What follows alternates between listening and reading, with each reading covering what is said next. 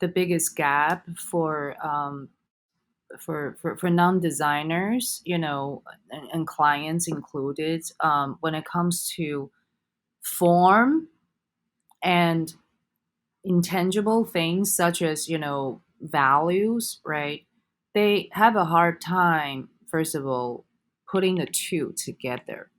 Sometimes the two actually don't go together, meaning not everything can be translated formally and visually. Yeah, that I think is something that I try very hard to communicate, if not educate my clients. When you go about designing an identity, knowing that at some point you're going to hand it back to the client and they're going to Hmm. have to carry it forward, how do you think about this as a living organism? What are the things you try and instill into the brand so that it can be handed over in a meaningful way and not kind of get lost the second that it's no longer in your direct control to roll it out? That's a great question.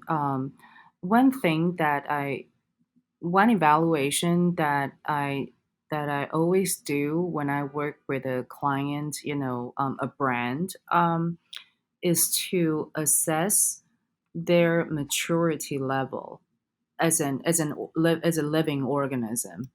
Typically, a brand that say has been operating, in the market for years now and has a pretty mature business model, has a better set up in-house design or art department that can actually roll out or evolve or develop the brand work that we hand off a little bit better than, say, a very young organization. And again, it's no different from looking at, say, people, right? When you're working with a very young person, there are always chances that things can go wrong. So I try to assess the brand's ability through that lens. That is to look at their business and organizational maturity.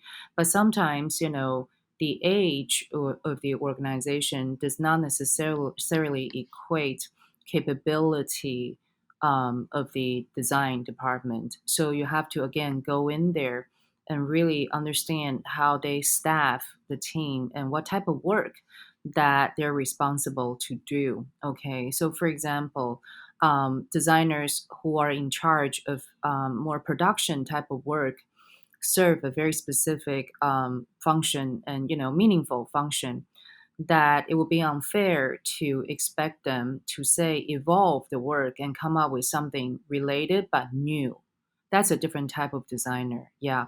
So an organization needs to have both in order to, first of all, maintain the design quality. Yeah, which has to do with, patience, has to do with levels of detail, but you also need to have designers who can actually bring out some new work based on the work that they're given. Yeah. Mm. And that, right, that involves creativity, that involves, the desire to push the boundary, but know how to balance, right, the creative ambition versus being appropriate at the same time. In the industry, we hand out brand style guides, right, or brand manuals, right, and they're sometimes treated, as the sort of like the Bible that the in-house design team has to conform to.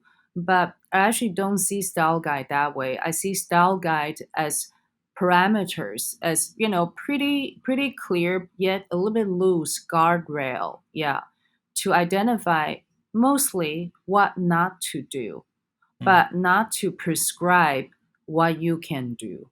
Okay, so when a brand style guide is in the hand of, say, a really talented and very skilled designer, you can anticipate more and even better work coming out from that designer. But when a style guide is in the hand of a untrained, perhaps untalented, unskilled designer, it doesn't matter how detailed you spec the style guide, something is bound to be to be wrong.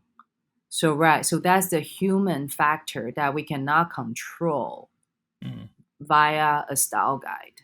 That's fascinating thinking about it, not just from a design level and not just about like this is what I'm creating and this is how brilliant and clever it is. It's how does this thing how is it staffed? How is it organized? How is it delivered beyond today? Because I think what you said is that they need to breathe new work into this thing because Yeah, no brand designer can design everything with the first brief. It's just, exactly. yeah, it evolves as It, time goes on. How it do you guide your clients to sort of mitigate this risk? Because it is a business risk that they face. If you hand over a perfect brand or a beautiful brand that's well thought out, and then their team sort of ham fists it out into the world, it's not necessarily going to solve the challenge that they initially came to you to solve. How do you help them to navigate that path? my recommendation is always to start working together on, I would say, project based assignments, right? Collectively before the style guide is handed off, is complete. Because through that, working process, for example, say we're in the midst of finalizing a style guide and the client needs to push out a campaign, okay, that uses design elements that we created, but the elements are not necessarily hardened into a style guide as yet, but they're approved. Yeah. So the client starts to work with their own in-house team, or even a different agency, for example, using the elements that we establish. And that sort of overlap is a very important time period to assess, first of all, if the elements that we establish are great, to serve the purpose, right? And secondly, for us to see how they use the elements. I think this is valuable for both people who are building brands and people who own brands to understand that.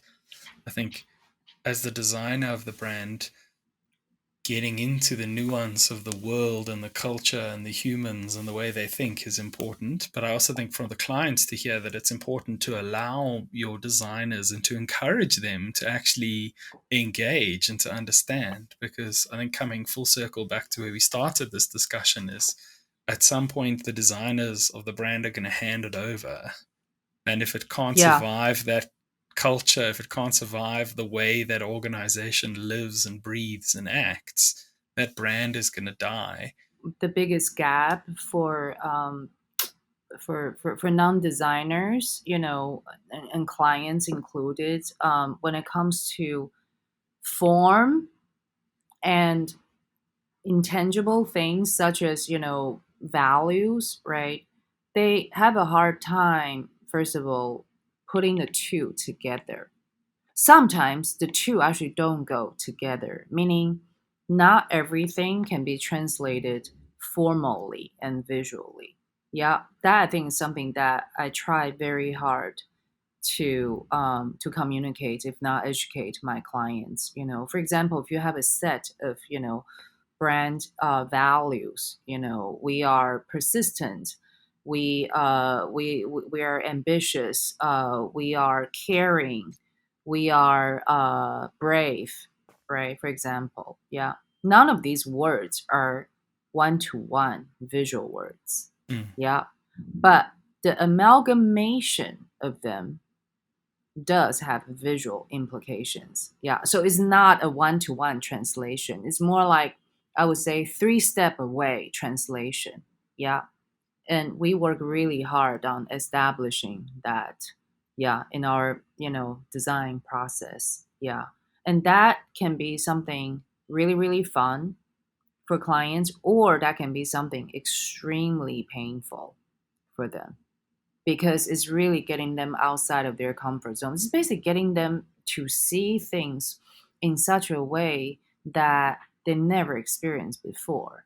mm, You know what I mean? But they have to be able to conceptualize this in order to make the following design reviews and the design discussions meaningful. Without them being able to conceptualize this, oh, it's not one to one. Like brave doesn't necessarily translate to very bold type, okay? But when it's brave and it's caring too, it perhaps translates to something that is a combination of type and color and imagery. Yeah, they have to be able to conceptualize that first so that when they see the design, they will go, oh, now it's actually getting clearer to me. Yeah.